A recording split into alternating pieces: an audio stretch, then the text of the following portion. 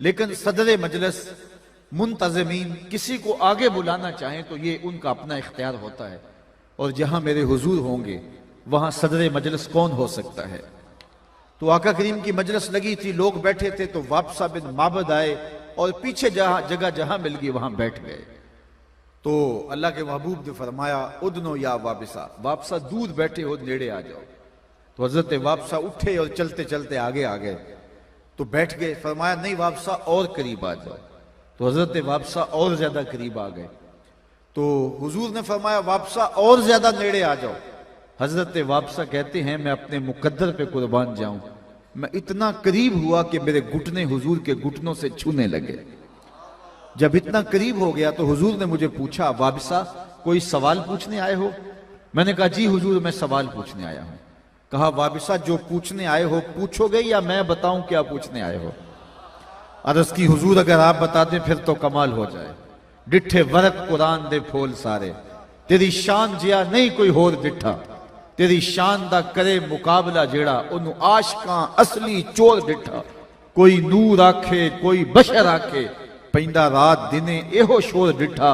अल्लाह वालियां गल मुका दिती, तुसा होर डिठा असा होर डिठा। तुमने हलीमा की बकरियों के पीछे पीछे देखा है, सिदरा पर जिब्रील के आगे आगे नहीं देखा। और इकबाल कहता है, तूने यूसुफ को कुएं में देखा तो क्या देखा?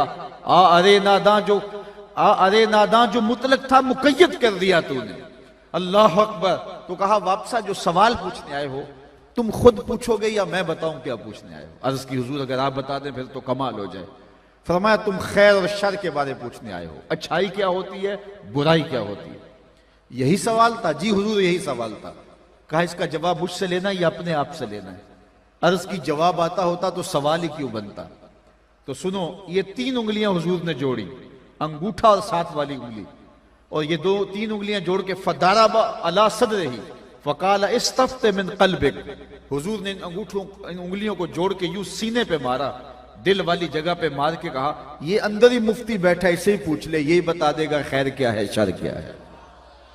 तो फतवा अंदर से मिलता है, ये मुफ्ती बताता है अच्छाई क्या है, ये बुराई क्या है। जब दीवार रखते हुए हमसाए के 2 इंच दबाने लगते हैं, अंदर घंटियां बज रही होती हैं, तुम गलत कर रहे हो। जब रिश्वत ले रहे हो मेज के नीचे से या ऊपर से, उस वक्त अंदर जमीर आवाजें दे रहा है, तुम गलत बोल रहे हो। जब बाजार में चलते हुए नजर भटकती है, ख्याल बहकता है, और अपने घर में बहनें मौजूद हों लेकिन फिर भी नजर किसी की बहन को शहवत से देखती है, तो अंदर जमीर शोर मचाता है कि तेरी पर्दा नशीन बहनें भी तो घर में बैठी हुई हैं। ये अंदर से आवाज आती है, अंदर से आवाज आती है। तो कहा, इस्तफ्ते मिन क़ल्बिक, कहा अपने दिल से पूछ। तो ये वो फितरी हिदायत है जो अल्लाह ने हर इंसान के सीने में रखी। वल्लज़ी क़द्दरा फ़हदा वल्लज़ी अख़रजल मरआ, और वो अल्लाह जिसने जमीन से सब्ज चारा निकाला। वो आप देखते हैं जमीन के अंदर जब बीज डाल के उसके ऊपर सुहागा दे के और पानी डाल दिया जाता है, और फिर जमीन के ऊपर पिपड़ी जम जाती है, और वो इतनी सख्त और ठोस हो जाती है, अगर अपनी उंगली जमीन के अंदर धंसाना चाहें तो वो पिपड़ी मुजाहम होती है।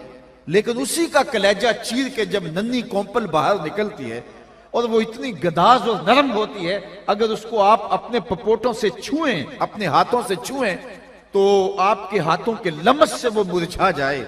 यार, जहां आपकी उंगली दाखिल नहीं हो रही वहां से वो नन्ही कोंपल बाहर कैसे आई? कहा, खुद नहीं आई, किसी निकालने वाले ने निकाली।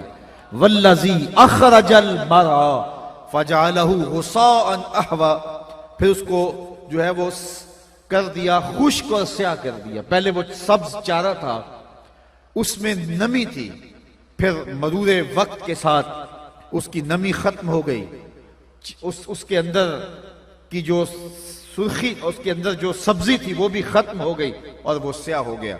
सर्दियों के मौसम के लिए किसानों ने उसे महफूज कर लिया, लेकिन जब किसान उसको निकाल करके जो है वो बरसात के मौसम में उस तूड़ी को, उस चारे को जानवरों के सामने रखते हैं और वो खुश्क चारा खाते हैं, तो फिर भी ताजा दूध देते हैं।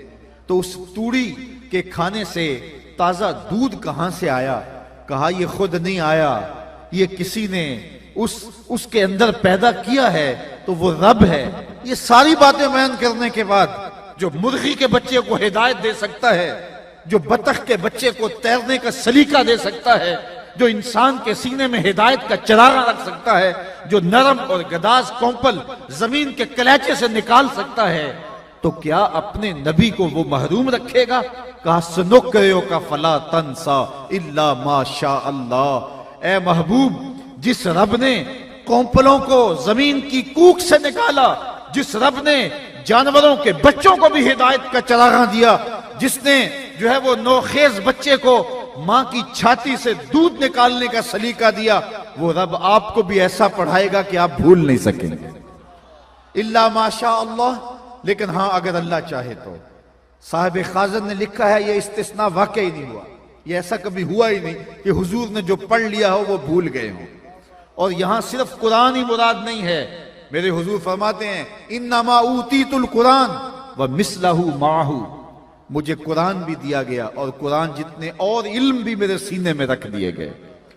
फरमाया कुर्बे कयामत में एक मोटे पेट वाला शख्स पलंग पे बैठ के कहेगा कि मियां हलाल वही है जो अल्लाह हलाल करे, हराम वही है जो अल्लाह हराम करे। हुजूर फरमाते हैं कि सुन लो, जिसको मैं हलाल करार दे दूं वो ऐसा ही है जिसका अल्लाह हलाल करे, और जिसको मैं हराम करार दे दूं वो ऐसा ही है जिसको अल्लाह हराम करार दे दे। तो ये अल्लाह ने अपने महबूब को शान दी, इल्म दिया। सनुक्रियो का फला तंसा इल्ला माशा अल्लाह इन्नहु यालमुल जहरा वमा यख्फा। ये इस सूरत का नुक्ता कमाल है और मैं आपकी तवज्जो यहां चाहूंगा। अल्लाह फरमाता है कि उसकी शान ये है, तुम्हारे रब की अजमत ये है, इन्नहु यालमुल जहरा वमा यख्फा, जो तुम जाहिर करते हो तुम्हारा रब वो भी देखता है, जो तुम पोशीदा करते हो तुम्हारा रब वो भी देखता है, वो भी जानता है और वो भी जानता है। उसकी निगाह से कोई शय पोशीदा नहीं है। तुम्हारे मख्फी उमूर भी उसकी निगाहों में हैं, तुम्हारे ज़ाहरी उमूर भी उसकी निगाहों में हैं। जब तुम्हारा रब तुम्हारे हर अमल को देख रहा है, वो अमले जाहिर हो या वो अमले बातिन हो, वो छुपा हुआ अमल हो या वो मजमा आम में किया गया अमल हो, तुम्हारा रब सबको जानता है। अगर ये अकीदा रूह में उतर जाए और ये अंदर जम जाए तो फिर बंद कोठरी में भी जुर्म नहीं हो सकता कि मेरा अल्लाह तो मुझे देख रहा है। उसकी निगाहों से तो कुछ पोशीदा नहीं है। आप देखते नहीं हैं कि जब अकीदा रूह की एक एक परत में उतरा हुआ था तो सारे दरवाजे बंद करके बुत के ऊपर मोटा कपड़ा डाल के जुलेखा बोलती है तलक यूसुफ अब तो आ जाओ ना, अब तो कोई नहीं देख रहा। तो ये अकीदा था जिसने रोशनी दी। और हजरत यूसुफ पैगंबर बोले काला माअज़ल्लाह, कहा मैं अल्लाह की पनाह में आता हूं। तू दरवाजे बंद करके लोगों की नजरों से छुप गई और इस पत्थर के बने हुए मादू से भी हया करती है जिसकी बेनूर आंखें नहीं देखती, लेकिन फिर भी उसके ऊपर तूने कपड़ा डाल लिया और उससे भी शर्म करती है। तो मैं अपने उस रब से हया क्यों ना करूं जो सातवीं कोठरी में देख रहा है।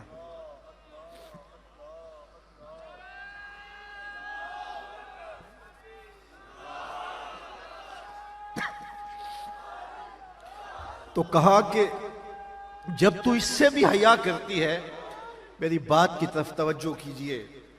ये इस सूरत का नुक्ता कमाल है।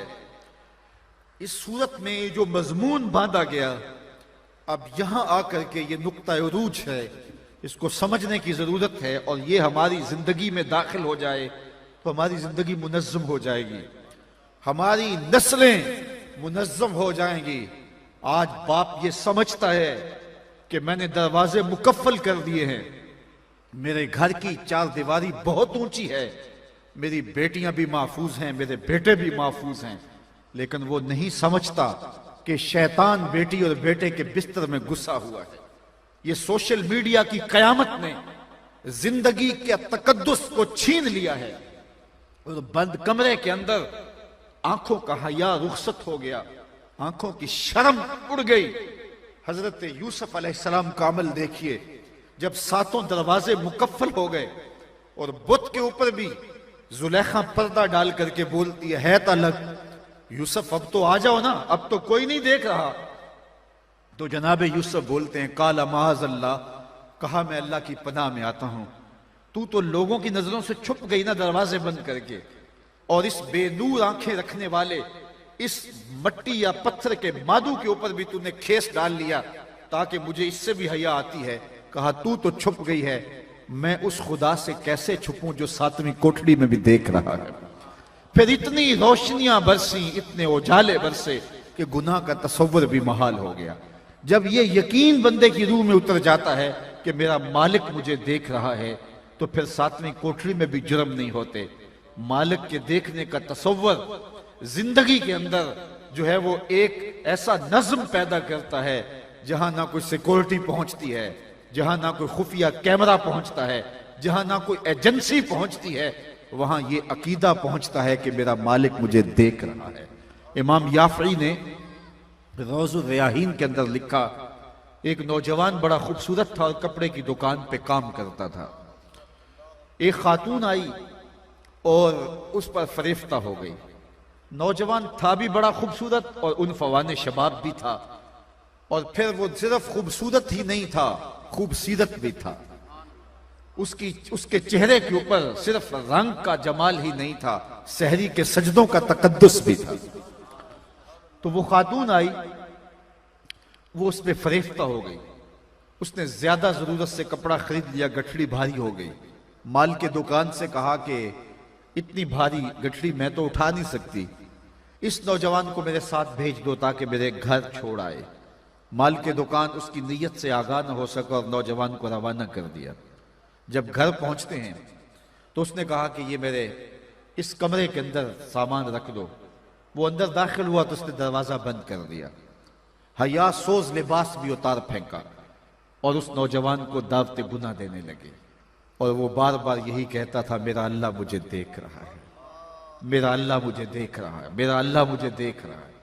लेकिन वो थी कि अपने जज्बात से मगलूब नौजवान ने समझा कि कहीं ऐसा ना हो कि शैतान मेरे ऊपर हमला आवरी ना हो जाए, क्योंकि ये सबसे नाजुक मरहला होता है। शैतान का सबसे बारीक और रेशमी जाल यही होता है। हजरत सईद इब्नुल मुसय्यब जलीलुल कदर ताबी हैं, आंखों से नाबीने थे, 80 साल की उम्र थी और मौत और जिंदगी की कश्मकश में है। कोई शख्स गया हाल पूछने के लिए, कहा हज़रत कैसे हाल हैं? कहा अल्लाह का शुक्र है। शैतान जिस रूप के अंदर भी आकर मेरे ऊपर हमलावर हो, मैं उसका मुकाबला करने की ताकत रखता हूं। अल्लाह ने मुझे बातन का इतना नूर दिया है। लेकिन फिर ठंडी आह भर के कहने लगे, हाँ अगर औरत के रूप में आ जाए तो कुछ कह नहीं सकता। ये कौन कह रहा है जिसकी उम्र 80 साल है?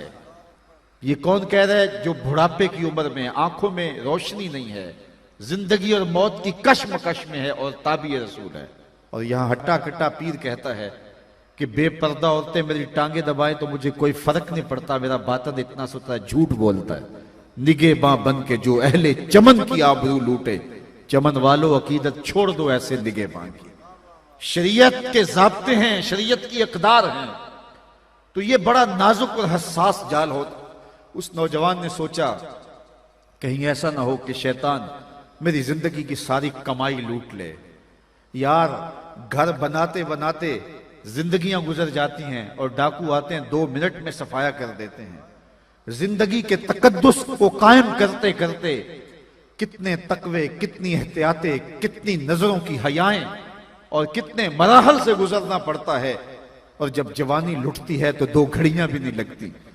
उस नौजवान ने सोचा मेरी कमाई ना लुट जाए, मेरी जिंदगी बर्बाद ना हो जाए। तो जब उसको कोई रास्ता फरार का नहीं मिल रहा था तो उसने उस औरत को कहा, अगर तू इजाजत दे तो जरा मैं वॉशरूम से ना हुआ हूं।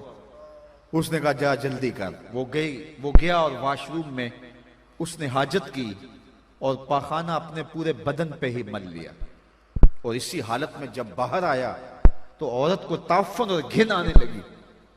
उसने दरवाजा खोल दिया तो इतना खूबसूरत था, लेकिन क्या तूने करतूत किया, क्या काम किया, निकल जा यहां से। दरवाजा खोल दिया। अल्लाह अकबर। वो नौजवान घर से बाहर निकल रहा था और दिल ही दिल में शुक्र अदा कर रहा था, मालिक मेरा तन तो गंदा हो गया, मन तो सुथरा रहा। कायनात का सबसे हसीन चेहरा वो होता है जो जिनसी कालक से महफूज हो।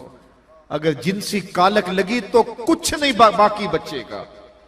दिल काला हो गया तो कुछ बाकी नहीं बचेगा। सुल्तान बाहू बोले कि दिल काले नालों मुंह काला चंगा, जे को ये रम्ज पछाणे हो, उसका बदन तो लबरेज हो गया गलाजत से, लेकिन दिल सुथरा रहा। याफी अलैहिर्रहमा फरमाते हैं कि बाहर जाके उसने एक चश्मे पे गुस्ल किया, फिर जब तक जिंदा रहा उसके बदन से मुश्क अंबर की खुशबू आया करती थी, और जब फौत हो गया लोगों ने दफन कर दिया, ये खुशबू उसकी कब्र की मिट्टी से भी आया करती थी।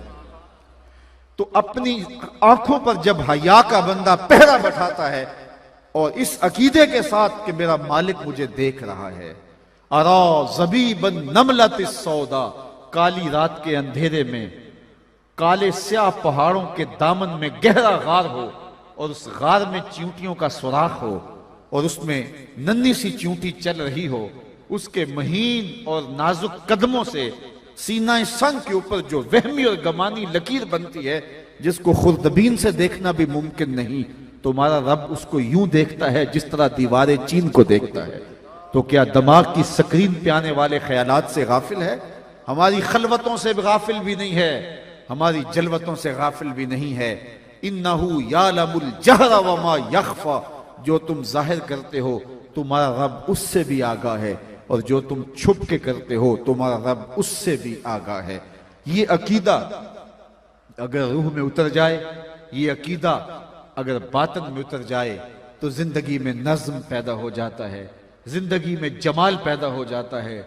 और मैं आपसे ये कहता हूं, हम तो ये भी बात करते हैं कि रसूल करीम की निगाहों से कुछ ओझल नहीं है, मुस्तफा जाने रहमत भी हमें देख रहे हैं और मुलाजा कर रहे हैं। और अगर ये अकीदा सिर्फ मुनाजरे के लिए नहीं रखा हुआ, बल्कि ये अकीदा हमारी रूह में उतरा हुआ है, तो फिर बंद कमरे में जुर्म करते शर्म आनी चाहिए कि अल्लाह के रसूल भी देख रहे हैं, मालिक भी देख रहा है, उसका रसूल भी देख रहा है। तो फिर जिंदगी में क्यों नज़म पैदा नहीं होगा, जिंदगी क्यों खूबसूरत क्यों नहीं होगी। इन्नहु यालमुल जहरा वमा यख्फा वनुयस्सिरुका लिल युस्रा। फिर इरशाद फरमाया, हम दीन के काम को, इस अमल को आसान कर देते हैं। अल्लाह अकबर। अगर कोई चाहे ना दीन पे चलना तो उसके लिए मुश्किल नहीं होता, और अगर कोई ना चाहे तो उसके लिए सुबह का उठना ही बड़ा मुश्किल होता है। सुबह बिस्तर से निकल करके, सुबह तड़के धुंध भी पड़ी हो, मौसम के अंदर भी शिद्दत की सर्दी हो और पानी भी यख बसता हो, तो बिस्तर से निकल के ठंडे पानी से वुजू करके नमाज पढ़ना तो 2 सजदे भी मुश्किल हो जाते हैं। लेकिन अगर दिल का ताल्लुक रब से जुड़ा हो तो फिर तहज्जुद के सजदे भी मुश्किल नहीं होते।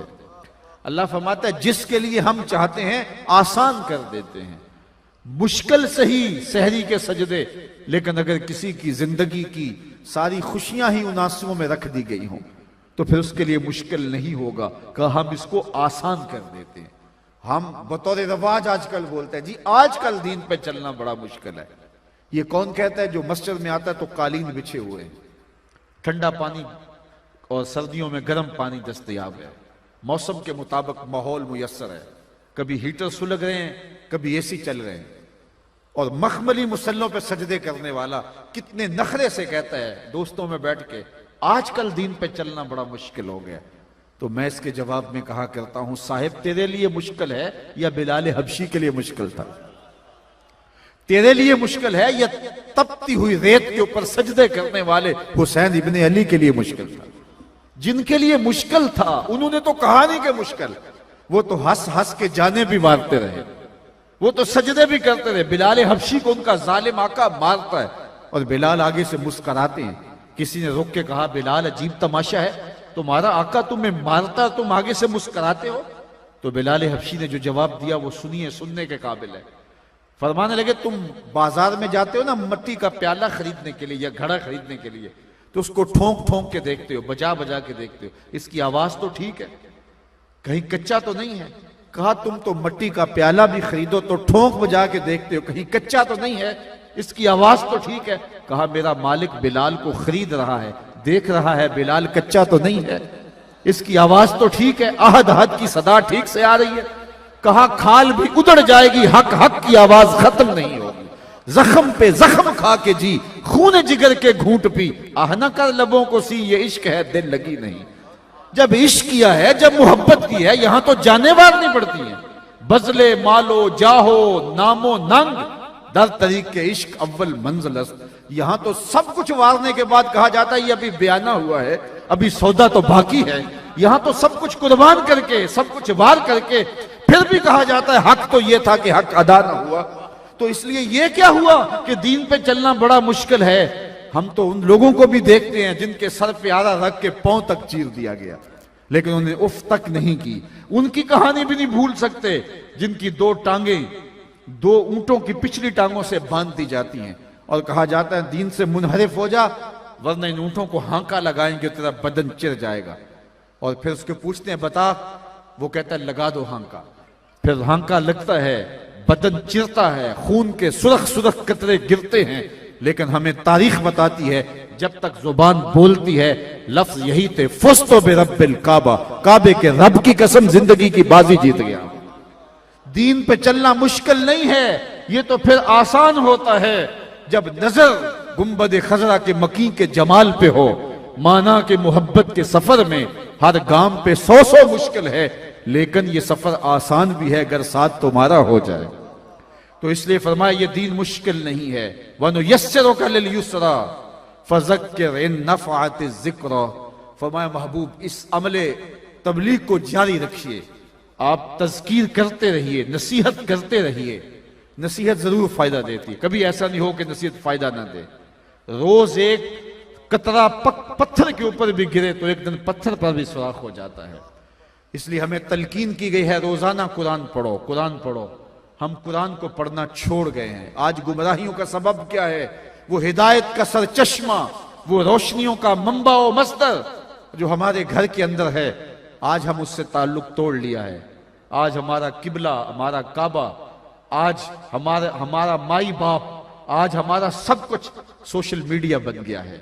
सवेर से लेकर शाम तक इससे हम चिपके हुए हैं। रात की तन्हाइयों में नौजवान की जिंदगी के कीमती लम्हे बर्बाद हो रहे हैं। ये पता चलेगा जब ये बुढ़ापे में पहुंचेगा कि उसने अपने वक्त को कैसे बर्बाद किया और अपनी सांसों को कैसे जाया किया, और आखिरत के अंदर उसका हिसाब अलग देने वाला है। आप जानते हैं कयामत के दिन जुबान बंद होंगी, हाथ बोलेंगे। जिसके हाथ हर वक्त, जिसकी टिप्स हर वक्त जो है वो गंदगी और गलाजत देखती रही, उसकी उंगलियां बोलेंगी तो फिर वो कितना शर्मसार होगा, कितना शर्मिंदा होगा। ये मुख्तसर जिंदगी मालिक की दहलीज पे ले आओ, मालिक की चौखट पे ले आओ। कहा मुश्किल नहीं है, ये आसान है। आप तबलीग का काम जारी रखें तो उसका नतीजा क्या होगा? एक दिन फरमाया कि ये बात असरअंदाज होगी। रोजाना मैं आपको कहता हूं 2 रकू कुरान मजीद के अपनी जिंदगी में शामिल करो। सुबह का आगाज कुरान मजीद की तिलावत से करो, और अगर हो सके तो रातों की तन्हाइयों में कभी कुरान पढ़ा करो। लोग कहते हैं जी वो फलां खबर मैंने सुनी, तो मियाँ आपने कैसे सुनी? कहा रात नींद नहीं आ रही थी, मैं चैनल खोल के बैठ गया। मैंने कहा काश नींद नहीं आ रही थी, कुरान खोल के बैठ जाते। मेरे हुजूर ने फरमाया कि रातों की तन्हाइयों में उठ के कुरान पढ़ो और कुरान पढ़ते हुए रोया करो। फिर फरमाया फ़इल्लम तबकू फतबाकू, अगर रोना ना आए तो रोने की कोशिश किया करो। हजरत दाता गंज बख्श अली हजवेरी अलैहि रहमा से एक मुरीद ने पूछा, हजरत अगर रोने की कोशिश करें फिर भी रोना ना आए? फरमाया फिर अपने मुकद्दर पे रोया करो। इतने संग दिल हो गए हो कि रोना चाहते भी हो, तुम्हारी आंखें आंसुओं का खिराज नहीं देती हैं। तो किताबुल्लाह से अपने ताल्लुक को मजबूत करो और रोजाना 2 रकू कुरान मजीद की अपनी जिंदगी में शामिल कर लो। अपनी सुबह का आगाज कलामुल्लाह की तिलावत से करो। फरमाया गया अगर तुम्हारा रब से बातें करने को जी चाहे तो कुरान खोल के बैठ जाया करो। ये रब से हम कलाम होना है, ये रब से मुखातबा है। तो फरमाया फज़क्किर इन नफ़अति ज़िक्रा सयज़्ज़क्करु मन यख़शा। अन करीब महबूब तेरी नसीहत को लोग मानेंगे। कौन? जिनके सीने में खशियत है, जिनके सीने में अल्लाह का डर है, वो तेरी बातों को रूह में उतारेंगे। अल्लाह अकबर। व यतजन्नबुहल अशक़ा, लेकिन दूर कौन रहेगा? ये शकीउल क़ल्ब है, जो बदबख्त है, वो तेरी बात नहीं सुनेगा। तो क्या वो नहीं सुनेगा तो ना सुने? नहीं, बल्कि फरमाया वसयजन्नबुहल अतकल्लज़ी यस्लन नारल कुबरा। अल्लाह फरमाता हम उसको बड़ी आग में डालेंगे। जिस आग को मेरे हुजूर भी बड़ी कहे, मेरा रब भी बड़ी कहे, वो कितनी बड़ी होगी। कहा फिर उस बड़ी आग में डालेंगे। तो तो आग में डाला जाएगा तो वो जुलस जाएगा। कहा नहीं, सुम्मा ला यमूतु फीहा, फिर वो उस आग में मरेगा नहीं। चूंकि अच्छा आग में मरेगा नहीं तो फिर जिएगा, कहा वला यहया, जिएगा भी नहीं। ऐसी हालत होगी कि ना मौत आएगी, क्योंकि मौत आए तो जान छूट जाए, मौत भी नहीं आएगी, जिंदगी भी नहीं होगी। दाएं भी आग, बाएं भी आग, आगे भी आग, पीछे भी आग, नीचे और ऊपर भी आग ही आग। और ये आग तो जलाती है और खुश करती है, वो आग चिपक जाएगी बदन से, जिस तरह तारकुल ये लोक चिपक जाती है, वो बदन से चिपक जाएगी। और ये सख्त और बड़ी आग होगी। हुजूर ने एक दिन जिब्रील अमीन से पूछा, मुझे जहन्नम के अजाबों का जिक्र सुनाओ। तो उन्होंने अर्ज की, अखफ्फुल अजाब, सबसे हल्का अजाब जो जहन्नमी को दिया जाएगा वो ये होगा कि जहन्नमी के पांव में आग का जूता रखा जाएगा, बाकी सारा बदन उसका आग में नहीं होगा। जो सबसे हल्के अजाब में होगा उसके पांव में आग का जूता होगा। यगली मिनहुमा दमागुहु, उसकी हिद्दत, शिद्दत और गर्मी, हरारत इतनी होगी कि दिमाग पिघल के नाक और कानों के रास्ते से बाहर आ जाएगा। ये सबसे हल्के अजाब की कैफियत है। और जो सख्त अजाब है उसकी कैफियत क्या होगी? तो कहा अल्लज़ी यस्लन नारल कुबरा, उसको बड़ी आग में डाला जाएगा। सुम्मा ला यमूतु फीहा, फिर उस वो आग में मरेगा नहीं तो फिर जिएगा। कहा वला यहया, जिएगा भी नहीं, ना मौत ना जिंदगी। अजीब कशमकश होगी जो उसको सहना पड़ेगी। ये तो उसकी सजा है जो अल्लाह के हुक्मों को तोड़ता है और उसके हुक्मों से मुंह फेरता है। अब ठंडी हवा की झोंके भी देखिए। कद अफलह मन तज़क्का, कहा एक वो है जिसने मन को सुथरा किया, जिसने बातन की सफाई की, वो फलाह पा गया।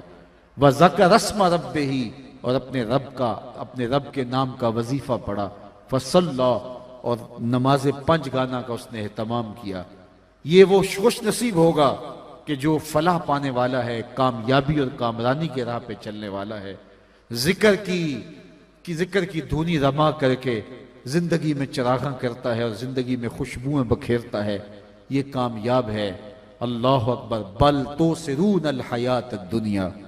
फिर हजरत इंसान की जो खसलत थी उसको बयान फरमाया, तुम तो जीती दुनिया के पीछे ही भागोगे।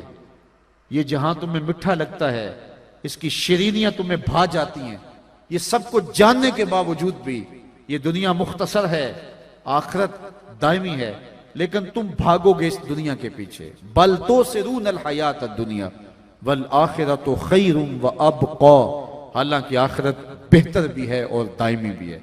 ये सारी जिंदगी जो हम गुजारते हैं कितनी है? 50 साल, 60 साल, 70 साल, 100 साल लगा लीजिए, 100 साल की सारी जिंदगी। और आखिरत का यौम हशर कुरान बताता है, महशर का एक दिन 50,000 साल का होगा। 50 साल का नहीं, 100 साल का नहीं, 50,000 साल का एक दिन। और फिर ना खत्म होने वाली जिंदगी, मेंढे की शक्ल में मौत को भी ज़बह कर दिया जाएगा और फिर जिंदगी का खात्मा नहीं होगा। अगर अजाबों में फंस गया तो फंसा है, जन्नत की बहारें हैं तो नसीब हैं। तो ये मुख्तसर जिंदगी 50, 60, 70 साल की, जिसमें तीसरा हिस्सा सो के काटना होता है, कुछ दुखों में, कुछ धक्कों में, कुछ वाशरूम में, कुछ तकलीफों में, कुछ बीमारियों में। लगा लीजिए आप 100 साल भी जिंदगी, लेकिन आखिरत का सिर्फ एक दिन 50,000 साल का। बल तो सिरून अल हयात दुनिया वल आखिरतु खैरुम व अबका। फिर कहा इन्ना हाज़ा लफिस सुहुफिल ऊला। ये सिर्फ कुरान ने नहीं बताया, बल्कि पिछली किताबों के अंदर भी हमने ये सब कुछ सारी कौमों को बताया। वो भी डूबे, कहीं तुम ना डूब जाना, उनको भी बताया। सुहुफ इब्राहीम व मूसा, हजरत इब्राहीम और हजरत मूसा पे जो सहीफे नाजिल हुए उनमें ये सब कुछ हमने बता दिया। आओ अपनी जिंदगी को अल्लाह और उसके रसूल की चौखट पे ले आओ। आज सावी ने खुले रावी ने इंज टोक नोखड़े टुकड़े नहीं, टुर पवें ते फासले मुक जांदे कर बैठ।